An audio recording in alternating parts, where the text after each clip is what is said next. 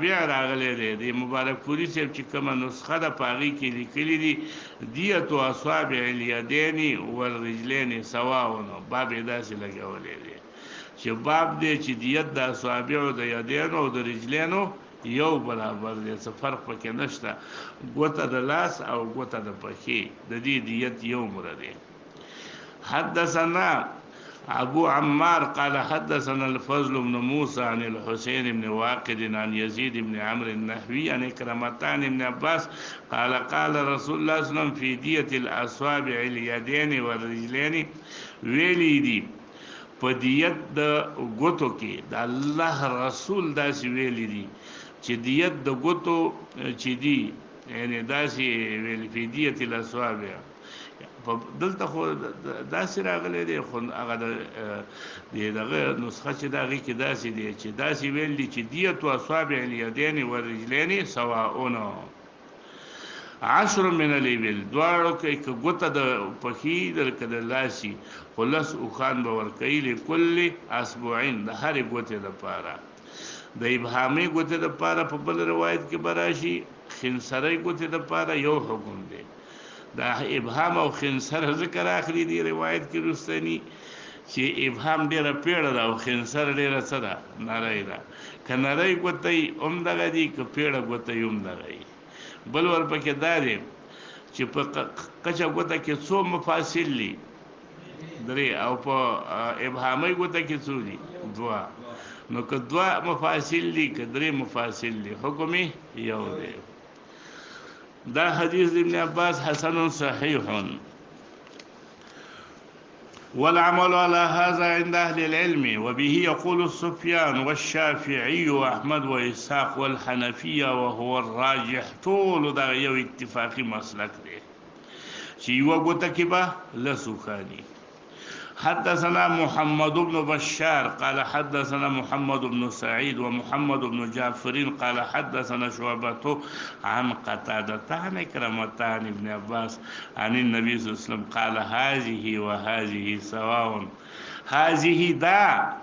وهذه او دا يعني یو اشاره خنصر توکل بل چا توکل ابهامي ته ما تاسو ته دا دواړه ولي یادی کړی دوه وجونه یو خو دا چې یو کارڅونه پیړی والی ته حاجت دغه نشته دی څه فرق پکې نه دی چې پیړه و نه راي دا رنګ په مفاصلو کې یو کې ډیر دی او بل کې لګ دی فرق نه راځي اوس که دا ټوله ګوته چې قطه کی مولا علی قاری وای کچیرتا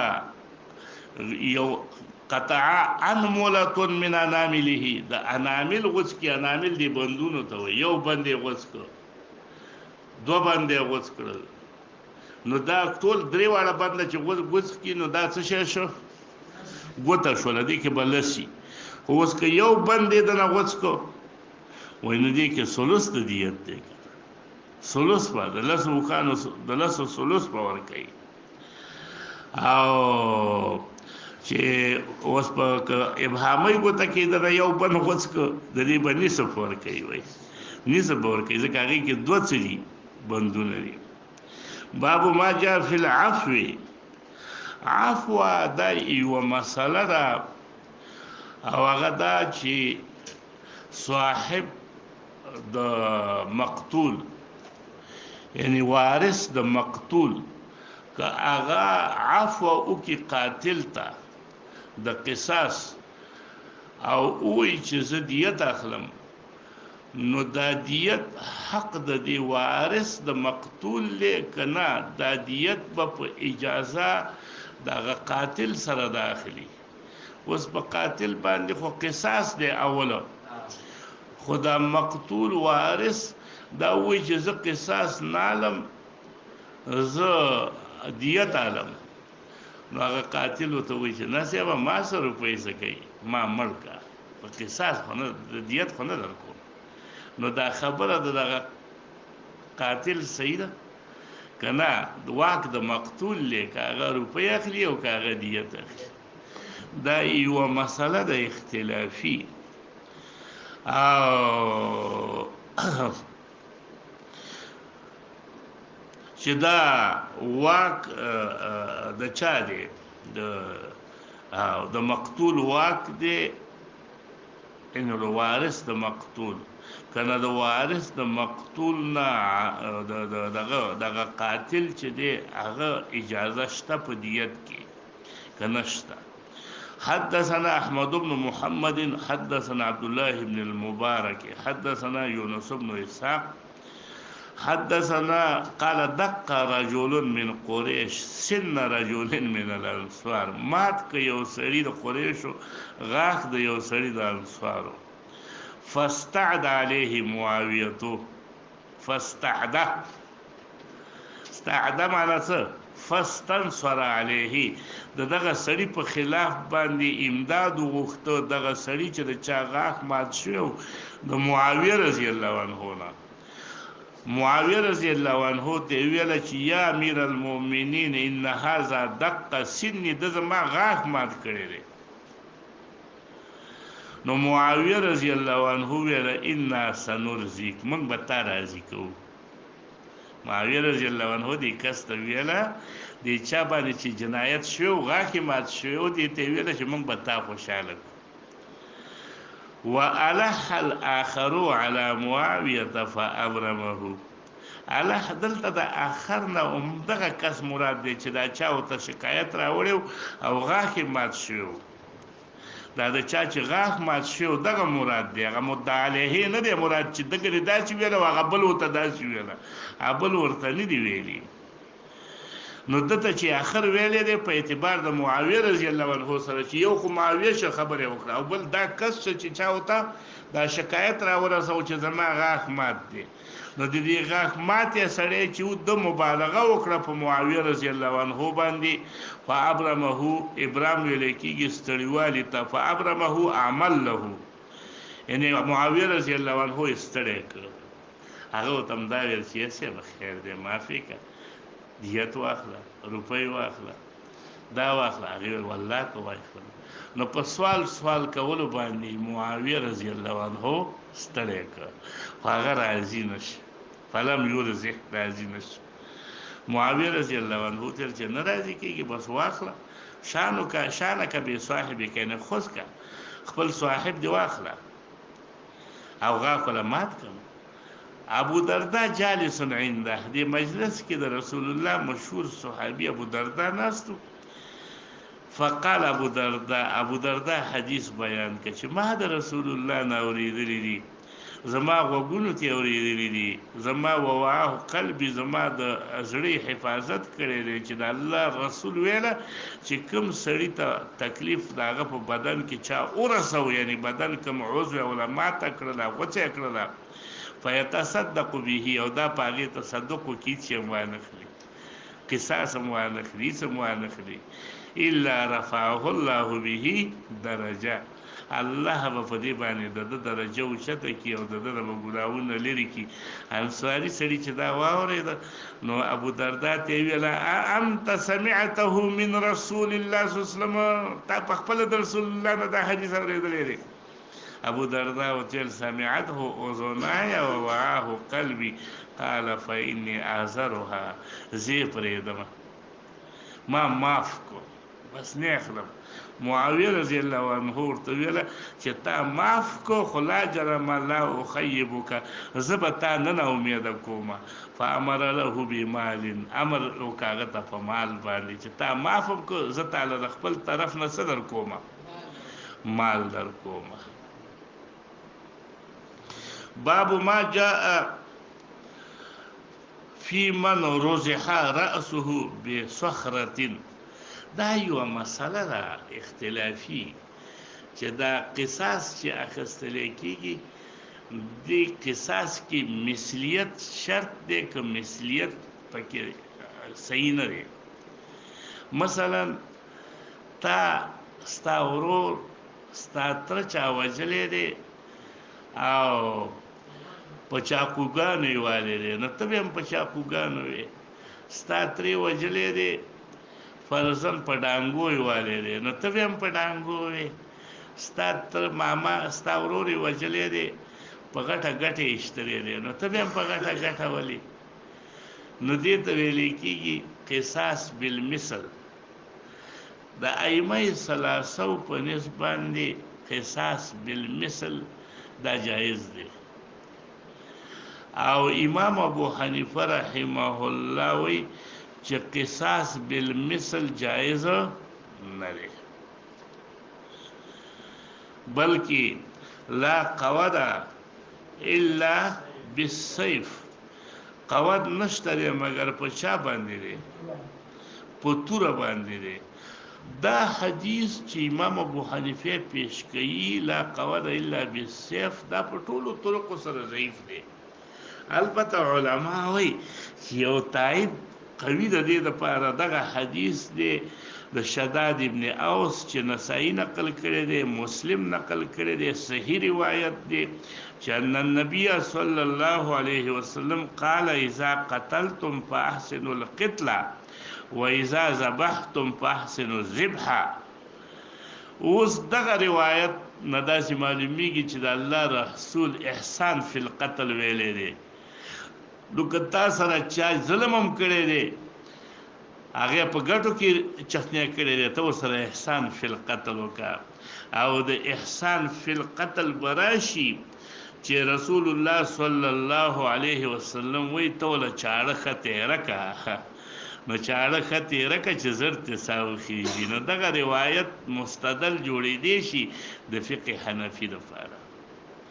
او دا نور جمهور علما چې دي چې دوی وی قصاص بالمثل جایز دی تر څو پوري چې د ګناه پکې نه وي ګناه پکې نه وي که ګناه ور پکې و نو بیا به قصاص بالمثل ناخلي مثلا یو ستا څوک دی هغې سره چا لواطت کړی دی او په لواطت یې وجلی دی جنسي تیری چې ورته وایي نو ته بیا ودرېږه زم پې جنسي تیری کوم په دې وجنم نو دا بیا ناجایزه ده نو چې تر څو پورې عدم جواز پکې نه وي نو تا دپاره دا مثل په قصاص کې جایز دی او دلایل د دې دپاره ډیر دي یو خو د دې باب د حدیث دلیل دی د دې علماو عن انس قال خرجت جاریه علیه اوضاح اوضاح وضحه دا خلی د سپینو زرو ته ویل کېږي ګاڼه د سپینو زرو وی دا فاخذها یهودی دا جنۍ راونی ولا فرزخه رأسها سر ولا چخنه که د ګټو په منځ کې او خلی تی واغستله و ادرکت نو دا جنۍ راګیر کړه شو په داسې حال کې چې د کې رمق معنا آخري سلګۍ وي فوتي بها النبي صلى الله عليه وسلم فقال من قتلك افلان دینه معلومیږي دا چې داسې وختونو کې به اشتباهي کسانو باندې ته دغه کې اوبه پیش کې د کلي لوپره طبقه چې دغه به ګوري دا غل خو پلانې دی پلاني دا کار کړی دی پلاني دا کار کړی دی نو داسې غل راجمع کړي نو هغې به ویله نه وایي چې یهودي نو مې واغسته نو هغې اشاره چې دا ده نو فوخذا فاعترفا هغه به اعتراف وکړ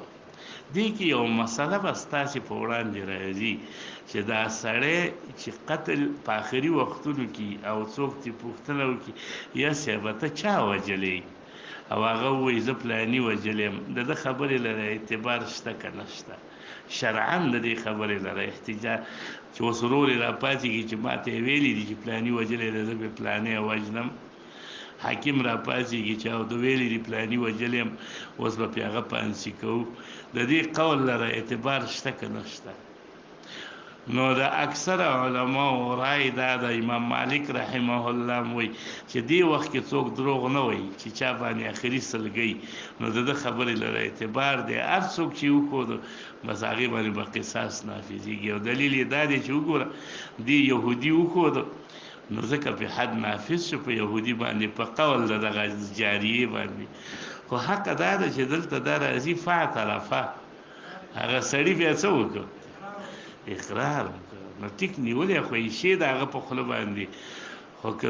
حد پې نافظولی وایي نه شي جمهور وایي تر څو پورې چې اعتراف یې دی کړی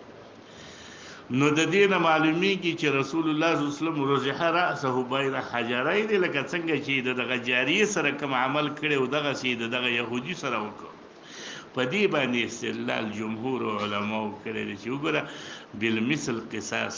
دا جایز دی. بل دارنګ آیاتونه دي وإن عاقبتم فعاقبوا بمثل ما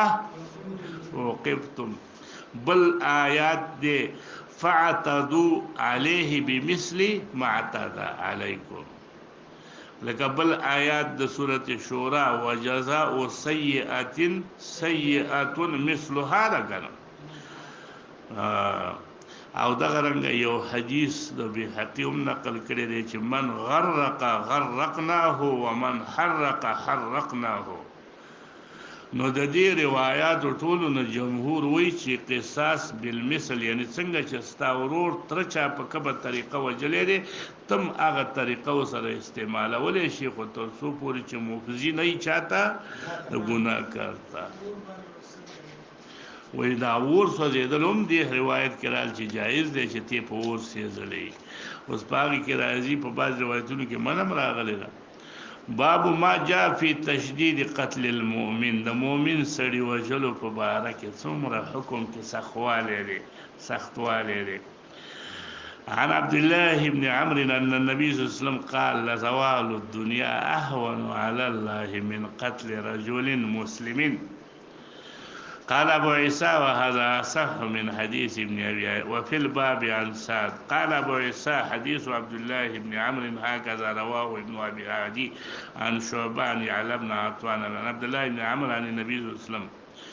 وعن يعلى بن عطاء موقوفا وهذا صح من الحديث المرفوع. الحكم في الدماء. قیامت په ورځ به په وینو کې اولنۍ فیصله کېږي. دی حدیث کې راځي د عبدالله بن مسعود قال قال رسول الله صلی الله علیه وسلم ان اول ما يحكم بين العباد في الدماء اول فيما يحكم بين العباد فی الدماء. دا به پچا کی کته هغه حدیث بلکې خدایزی چې اول ما يحاسب به العبد صلاته دی. نو یې ګوره یو په ماموراتو کې دی یو په منهیاتو کې دی. په ماموراتو کې به څوک مونږ،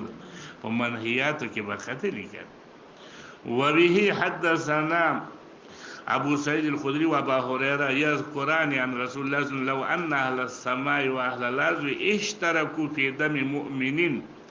لاكبهم الله. دا یو مسلمان کې دا ټول دنیا مشترک شي الله به دا ټول په جهنم ته ورځي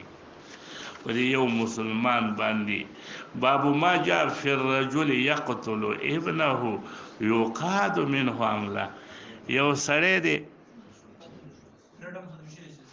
خیر دی کنه په کې دا الرجل يقتل ابنه. یو سړی دی زوی قتل که زوی مړ که نو یقاد منه عمله. د دنه به قصاص اخیستل کېدی شي که نه به شي اخیستل کېدلی. ته را پاڅې د زوی دې مړ که قار دله درغی یا زوی را پاڅې د پلار یې مړ که نو په دې کې قصاص څنګه مسله ده. دی حدیث کې داسې راځي عن عمرو بن شعيب عن أبيه عن جده عن سراقة بن مالك بن جعشم دا وی حضرت رسول الله صلی الله علیه وسلم زه د رسول الله مجلس له لاړم يقيد الأب من ابنه. يقيد معنی يقتص له من ابنه یعنی قصاص اغسطه دی رسول الله صلی الله علیه وسلم د پلار د پاره د خپل زوی نه د زوی وجل او پلار نو د پلار قصاص اغسطه د زوی نه. ولا يقيد ابن من ابيه. او قصاص به ناغست د زوی د پلار نه چې پلار زوی وجلی یو د پلار نه قصاص اخلي دا به ناغست. دا اوسم د اکثر علما او جمهور هم دا رای ده چې د پلار که زوی مړ کی نو زوی به په قصاص کولی شي خو که زوی مړ که پلار په قصاص کولی نشي. وایي ځکه چې دا پلار سبب دی د پیدا کېدو د دی زوی. اوس دا زوی سبب د پناه کېدو د پلار نشي جوړېدلی. وایي چې زوی د وجې نه پلار مړ شي دا نشي کېدلی ځکه پلار خدا پیدا کړی دی هغه سبب دی. قال ابو عيسى هذا حديث لا نعرفه من حديث سراقه الا من هذا الوجه. خو اسناد کې کمزوري ده د دې حدیثو. اسماعیل ابن عیاش هم پکې دی، مصنع ابن صباح هم پکې دی. ورواه إسماعيل بن عياش عن المصنع بن صباح، والمصنع بن صباح يضعف في الحديث. وقد روي هذا الحديث أبو خالد الأحمر عن الحجاج بن أرطاد عن عمرو بن شعيب عن أبيه عن جده عن عمر عن النبي صلى الله عليه وسلم. وقد روي هذا الحديث عن عمرو بن شعيب مرسلا، وهذا حديث فيه اضطراب. والعمل على هذا عند أهل العلم أن الأب إذا قتل ابنه لا يقتل به، وإذا قذف ابنه زویته کنزلو کې چې زناکاره لا يحد، دته به حد قذف نه ورکول کېږي. تاسې ولې شور کوئ؟ عن جده عن عمر بن الخطاب قال سمعت رسول الله صلى الله عليه وسلم يقول لا يقاد الوالد بالولد. قصاص به نشي اخیستل کېدلی د والد نه په سبب د ولد سره. وبه حدثنا عن ابن عباس عن النبي صلى الله عليه وسلم قال لا تقام الحدود في المساجد ولا يقتل الوالد بالولد. ځکه موږ ویل چې دا والد سبب دی د ایجاد د دې بچي، نو دا پلار دا زوی و سبب د فنا د پلار نشي جوړېدلی چې دا پکې شي. دغه رنګه قال ابو عيسى هذا حديث لا نعرفه الا من هذا الوجه في هذا المرفوعا الا من حديث اسماعيل بن مسلم مكي قد تكلم فيه بعض اهل العلم من قبل حفظه. باب ما جاء لا يحل دم امرئ مسلم الا باحدى ثلاث. د مسلمان وینه دا مشهور روایت مگر په دریو جنایاتو سره په دریو طریقو سره دا دغه کولای شي. لا يحل دم امرئ مسلم الا باحدى ثلاث. وبه حدثنا عن عبد الله بن مسعود قال قال رسول الله صلى الله عليه وسلم لا يحل دم امرئ مسلم، يعني لا يحل إراقة دم امرئ مسلم يشهد أن لا إله إلا الله وأني رسول الله إلا بإحدى ثلاث: السيب الزاني والنفس بالنفس والتارك لدينه المفارق للجماعة. وفي الباب دی باب مسلم کې موږ ویلو چې بعضې داسې استبراشي چې بعضې داسې قتلونه په دې کې شته لکه په تا باندې څوک حمله کوي نو ته هغه وجلی شي د ځان دفاع کې، نو هغه په دې کې راځي چې معنا دا ده چې دا مستقلا قتل جایز نه دی، او هغه خو اسبابو د وجې نه هغه د سبب معلوم دی چې هغه سبب پکې. باب ما جاء في من يقتل نفسا معاهدة. معاهدة معنا څه؟ دا اصل کې معاهدة هم صحیح دی او معاهدة هم صحیح دی، په کسرې د ها سره شي هم صحیح دی. نو معاهد چاته ویل کېږي؟ عاهد الامام على ترك الحرب، چې هغه د امام د مسلمانانو سره معاهده کړي چې زه به تا سره نه جنګېږم، دې ته معاهد وایي. مسلمانانو بادشاه خلیفه سره وعده کړي چې زه تا سره نه جنګېږم، یعنی معنا دا ده چې د معاهده کړې ده د امام سره، عاهد الامام، او که دغه شي معاهده په فتحې سره نو بیا معنا دا ده چې عاهده الامام، د مسلمانانو امام د دسه معاهده کړې ده چې یا د دې وجې نه ورسره کړې ده چې هغه ول پناه ورکړې ده، یا دا ده چې ته به موږ له جزیه راکې، یا ما تعالی امان درکو، یا حدنا صلح مې دسه وکړله، یا د مسلمانانو کې او چا پناه ورکړي، دې ټولو ته بیا څه ویلی کېږي؟ معاهده. ځکه د ده سره څه شوې ده؟ عهد شوی دی. عهده الامام، د سره عهد کړی دی امام، نو دا معاهد شو. وبه حدثنا عن ابي هريره، لکه موږ او تاسې ورته ذمي وي، خو ذمي خاصي او معاهد څه عامي. دغه رنګه معاهد عامي او ذمي خاصي. عن ابي هريره عن النبي صلى الله عليه وسلم قال على من قتل نفسا معاهدا یا معاهدا له ذمه الله وذمه رسوله، چې د سره عهد امانی د الله او د رسول، فقد اخفر بذمه الله. الخفار او الخفار نقض د عهد ته ویل کیږي. نو د اخفار او نقض د عهد وکړه په ذمه د الله کې، فلا يرح رائحة الجنة وإن ريحها لا يوجد من مسيرة 70. مسلمانانو خلیفہ ویلی دی دا سیک دی موږ سبا وسیږي په طریقه چره ما جزیه پیږي چې دا امان ورکړي دی بل څه کړي ذمہ دی او تی وجنی نو فلا یورح رائحة الجنة، دا به بوی د جنت هم حاصل نکی اگر که بوی د دې چې دی دا د یاویاو کالو لري مسافه چی اغل ته بوی د جنت په سړی باندې ورزي، خو د باندې به ان دا به دون اندازه د جنت نه الله لري وساتي بیخي. وبه حدثنا عن ابن عباس أن النبي صلى الله عليه وسلم ودل عامريين بدية المسلمين. عامريين دا دو قبيلو والا خلقو عامريان دو کسانو، دا عمرو ابن امیہ زمری قتل کړیو. دته دا پته نه و چې دی له رسول الله صلی الله علیه وسلم امان ورکړی دی، نو د دې وجه نه عمرو ابن امیہ ته دا پته نه و او دای قتل کړه دا دوه کسان چې خو کافر راغلي. نو رسول الله صلی الله علیه وسلم د دې کسانو دیت ورکړ، دومره دیت لکه څومره دیت چې به د مسلمان ورکاو، مثل دیت المسلمین. وکانه لهم ذکر د دې دوړو لپاره عهد د رسول الله صلی الله علیه وسلم. دینه دا معلومه شوه چې څوک یو معاهد مړ کی نو دا غي دغه مر دیت دی لکه څومره دیت چې د مسلمان دی. او قصاص زکه نشته، قصاص ور باندې نشته ځکه چې دغه کافر دي ذمین دي. قال